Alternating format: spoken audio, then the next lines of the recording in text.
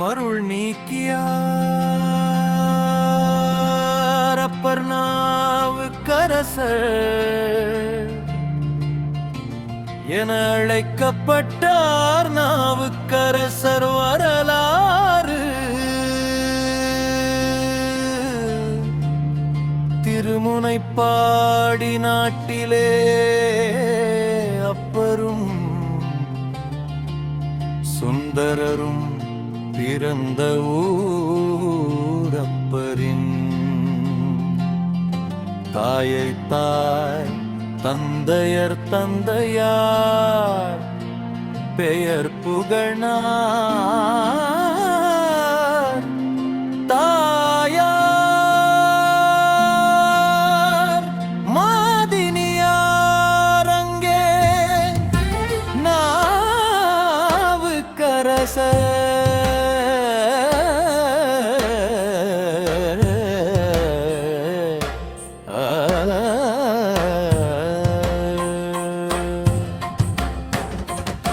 தமக்கையார் திலகவதி அம்மையார் இப்படிப்பட்ட நாவுக்கரசர் சமண மதத்தில் அன்பு கொண்டு பல்வேறு விதமான தர்க்கங்களுக்கு செய்து சமண சமயத்திலே இருந்தார். அப்படி சமண சமயத்தில் இருந்த பொழுது சைவ சமயத்தை பல்வேறு இடையே இடைஞ்சல் செய்தவர்களுக்கு சார்ந்தவராக இருந்தார்.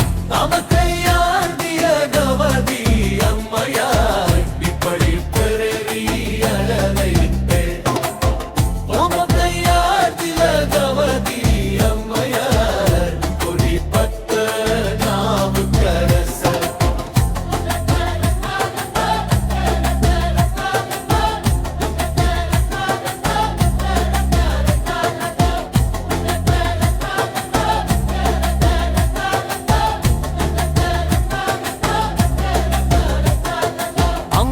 சிவன் கோடி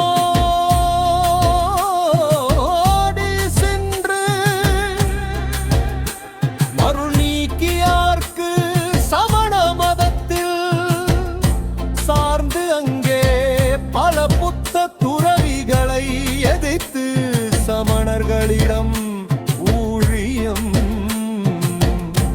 செய்கின்றார்.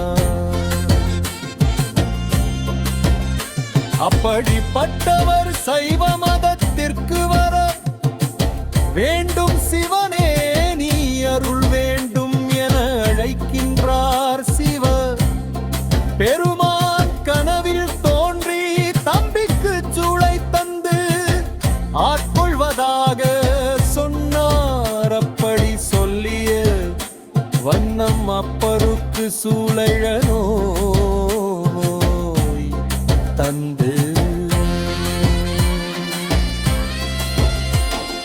தந்து தீராத வயிற்றுவலி ஏற்பட்டது.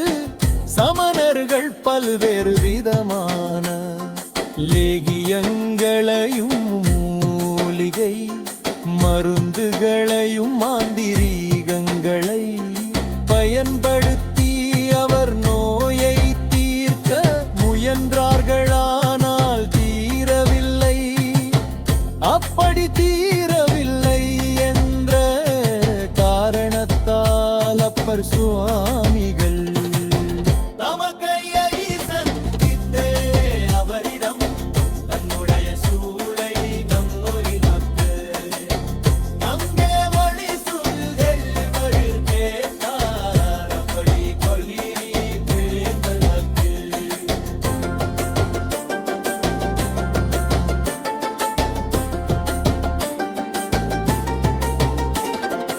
ஈசனாருடைய திருநீற்றை உச்சாடனம் செய்து அங்கே அப்பர் சுவாமி கோயிலில் கொடுக்க அப்பர் சுவாமி அதை தன்னுடைய மேனியில் பூசிக்கொண்டும் வாயின் வழியாக உடுக்கொண்டும் இப்படி பல்வேறு விதமான பதியங்கள் பாடியும் அவர்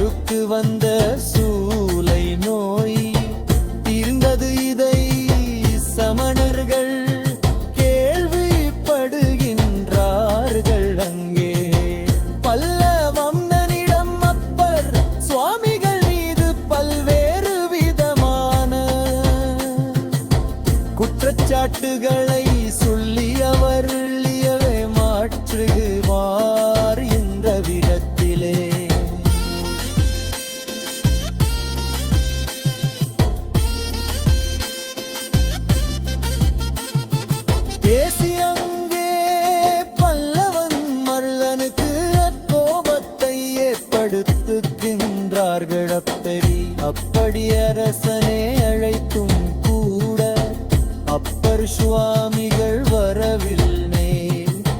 அங்கே பல்லவனுக்கு அப்பர் மீது மிக பெரிய கோபம் உண்டாகிறது.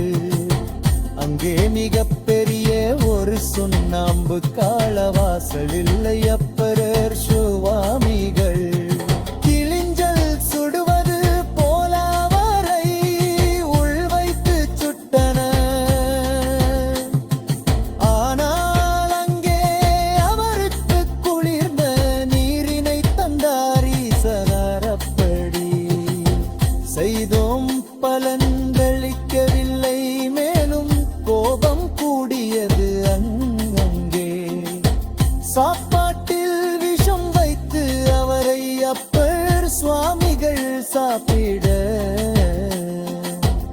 ஆனாலும் ஒன்றும் நடக்கவில்லை.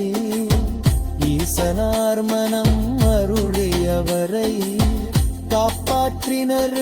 மேலும் கோபம் அடையுமே பலிவன் யானையை கொண்டு அவருடைய மேனியை சிதைக்க சூழியானை பாகனுக்கு உத்தரவிட்டானாலும் உத்தரவிட்ட பொழுதிலும் கழுவிதியம் பெரிய அளவிலே குனிந்து பணிந்து வணங்கிய பின் சென்றது. இப்படி பட்ட களிராலும் ஒன்று செய்ய முடியவில்லை. அப்பர் சுவாமிகள்